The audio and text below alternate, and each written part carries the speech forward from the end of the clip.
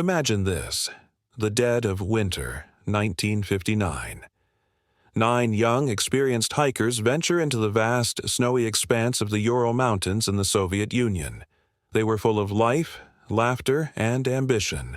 None of them would ever return. This is the story of the Dyatlov Pass Incident, a mystery that has baffled investigators and haunted the public for over 60 years. Our story begins with their leader, Igor Dyatlov. He and his 8 friends, all students and graduates from the Ural Polytechnical Institute, were embarking on a challenging expedition. Their goal was the distant Otorten Mountain, a journey that promised adventure and glory. Along the trail, they documented their trek with photos, capturing moments of joy and camaraderie. They sang songs, shared stories, and had no idea of the chilling fate that awaited them. On the 1st of February, the group set up camp on a slope of a mountain known to the local Mansi people as Kholat Syakhl, which ominously translates to the Mountain of the Dead. A heavy snow began to fall, and the temperature plummeted. But inside their tent, spirits were still high. They shared a meal, wrote in their journals, and settled in for the night. And then, silence. When the group failed to check in at their destination, a search party was dispatched. What they found on February 26th was the beginning of a puzzle that remains unsolved to this day. They discovered the hiker's tent half buried in snow, but what was truly bizarre was that it had been sliced open from the inside. It was as if something had caused them to flee in a desperate panic. Peering inside, the searchers found a scene frozen in time. All the hikers' belongings were there: warm clothing, boots, food, even their money and cameras. It was all neatly left behind, as if they had been forced to abandon their only shelter in an instant, without a moment to prepare. Outside, a trail of footprints led away from the tent, down the snowy slope. The tracks told a terrifying story. Some were made by bare feet, others by socks. A few showed signs of a single boot. In the brutal, sub-zero wilderness, they had fled without proper protection. Why? The first 2 bodies were found about a mile away, near the edge of a forest under a large cedar tree. They were dressed only in their underwear, barefoot. A small, extinguished fire lay nearby. The branches of the cedar tree above them were broken, and their hands were raw and scraped, suggesting they had frantically tried to climb it, perhaps to get a better view or to escape something on the ground. A short time later, 3 more bodies were discovered between the cedar tree and the camp.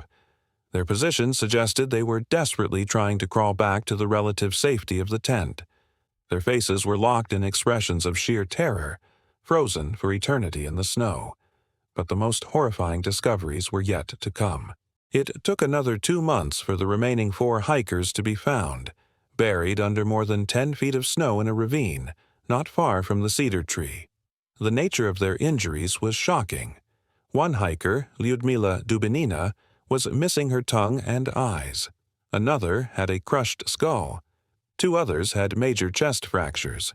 An expert at the time stated the force required to cause such damage was comparable to being hit by a car. And here's the most baffling part. Despite these catastrophic internal injuries, their bodies showed no external signs of a struggle. No cuts, no bruises, no soft tissue damage. It was as if they had been crushed by an immense, invisible pressure. As if that wasn't strange enough, some of their clothing was found to have traces of radioactive contamination.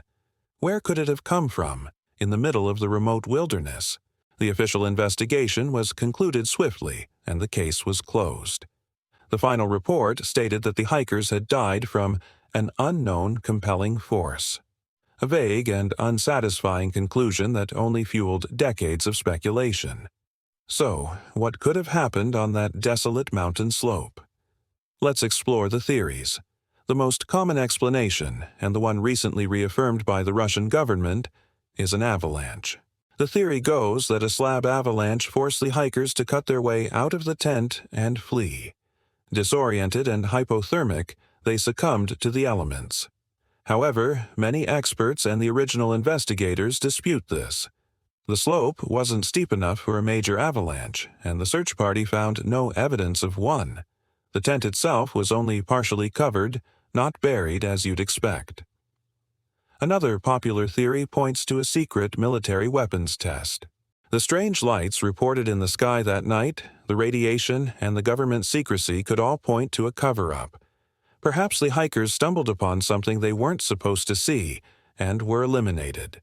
But again, there was no evidence of an explosion, no shrapnel, and no craters. And then we enter the realm of the truly strange. Some believe the hikers were attacked by a cryptid, like the Russian Yeti. Large, unexplained footprints were allegedly found near the site. Could a fearsome creature have sent them running for their lives? It's a compelling thought, but there's no concrete proof. Others suggest UFOs, pointing to those same mysterious lights in the sky as evidence of an extraterrestrial encounter gone wrong. A more scientific, yet equally terrifying theory is infrasound. This phenomenon occurs when wind moves over a particular topography, creating a low-frequency sound that is inaudible to the human ear but can have profound psychological effects. It can induce feelings of intense, irrational fear, panic, and nausea. Could this have driven the hikers mad, causing them to flee their tent in a state of terror, ultimately leading to their deaths in the unforgiving cold? This theory might explain their panicked flight, but it doesn't account for the severe internal injuries or the missing tongue. Each theory explains a piece of the puzzle, but none of them can account for all the bizarre and contradictory evidence. Why did they cut the tent instead of unzipping it? Why leave their warm clothes and boots behind in -30-degree weather? What caused those crushing injuries with no external wounds? And what about the radiation? The Dyatlov Pass Incident is more than just a cold case. It's a story that challenges our understanding of the world. It's a chilling reminder that even in our modern age, there are still mysteries that defy logical explanation. 9 young lives, full of promise, were extinguished on that mountain, leaving behind a legacy of unanswered questions. The mountains of the Urals continue to hold their secret, and the silent, frozen faces of the hikers seem to ask us a question across the decades. What happened on that final, terrifying night? What do you think happened to the Dyatlov group?